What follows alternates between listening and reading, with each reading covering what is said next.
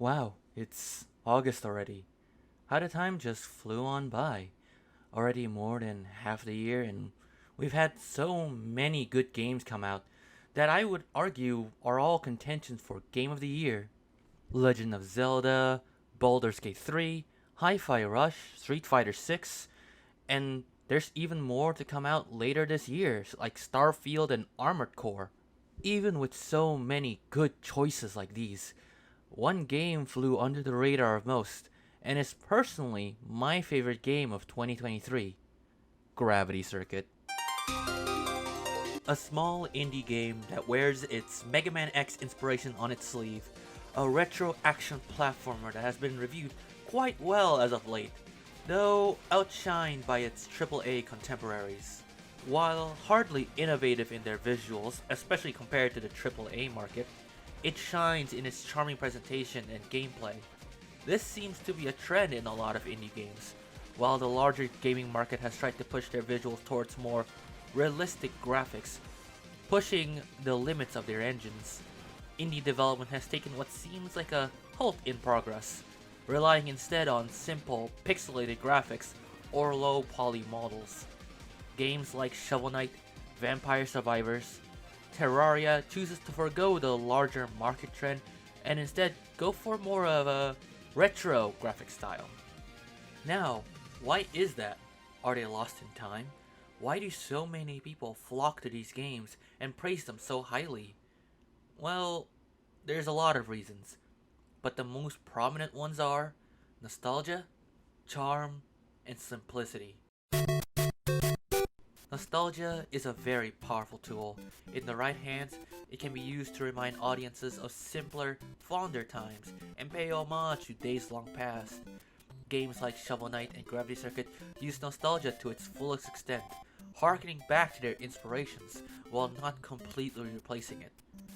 It instills a feeling of coming back to your childhood home after a very long day. Nostalgia also allows devs to build a quick repertoire with the market. Those who love the games of old that they are inspired by will be quick to pick up the new game to experience once again the joys of their childhood years. You know what they say? People like what they already know they like. However, nostalgia and marketing are far from the only reasons as to why so many use the retro graphics. Developers could have willingly chosen the art style for artistic choice and the aesthetics. The folly of realistic games is that they will always be outshined over the years due to advancements in technology, and when it has been outclassed, it becomes unpleasing to look at. Realistic games also often feel very similar to each other since they are all emulating from real life. Here are three games: Call of Duty, Battlefield, and Enlisted. Try to figure out which is which. Not so easy, huh? Simplified graphics, or retro graphics, allow the indie developers a unique and timeless art style that allows for a certain level of freedom to be creative. They are not limited by the rules of reality, and they are allowed to be wacky and fun. Without the limitations of graphical power needed by rendering realistic models and worlds, they are allowed more space for creative control.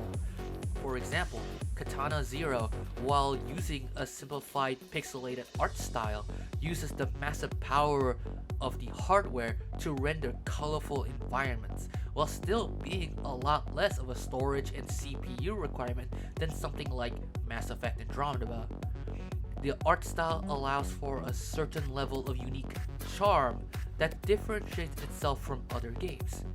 Stardew Valley is one of a kind, Celeste is one of a kind, Crypt of the Necrodancer is one of a kind.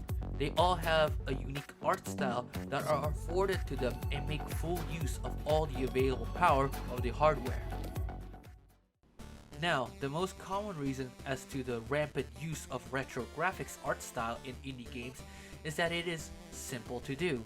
Indie studios are small teams with limited budget, and the simple graphics allow for ease of creation. Making sprites is a lot easier than making full 3D models with animations and rigging. It is also a lot easier and less daunting of a process for an indie game developer to implement simple sprites into a game system than complex 3D models with rigging and animations. The ease of art allows game studios more time to develop complex mechanics for their games, which in bigger 3D games would require more time rigging, more time testing, as well as implementation on top of the art assets. The barrier of entry on designing pixelated or simple graphics games is quite low, but that does not mean that it severely limits the creativeness of the games. The aforementioned Celeste, Gravity Circuit, and Katana Zero has complex mechanics even with their simple art style. That's because the hardware allows them more freedom to make more complex mechanics, and the time needed for other games to polish 3D art was used instead to focus on refining gameplay, since sprites are much simpler to polish than 3D assets. Pixel graphics, low poly graphics, or retro graphics, whatever you might call it, is a much needed respite from the realism a lot of games try to emulate. It is a breath of fresh air in the smog of the gritty reality. It gives comfort and color and shows so much childlike imagination and creativity that it is almost suffocating sometimes. It allows anyone to play due to its very low hardware requirements, while still providing innovation in its gameplay. The sense of simplicity is often lost in modern game development, with microtransactions, battle passes, and live service being thrown around like their next big breakthrough. These games give a sense of comfort and creativity that allows them to not be cash grabs, but instead be what we all want as gamers: fun and exciting games. While pixelated or low poly graphics may have started as just hardware limitations, it now acts as beacons of creativity for developers and gamers. Super Mario Bros. Was famously credited as the savior of video games back during the video game crash of 1983 due to the abundance of cash grabs during those ages. It was heralded as a labor of love and showed the future of gaming. Pixel art games and indie development studios act in very much the same way now, saving the monotony of cash grabs in our current market by providing their own labor of creative love into the market. Pixel art games and indie development is not a halt in innovation. It is one of the bastions that is keeping gaming alive.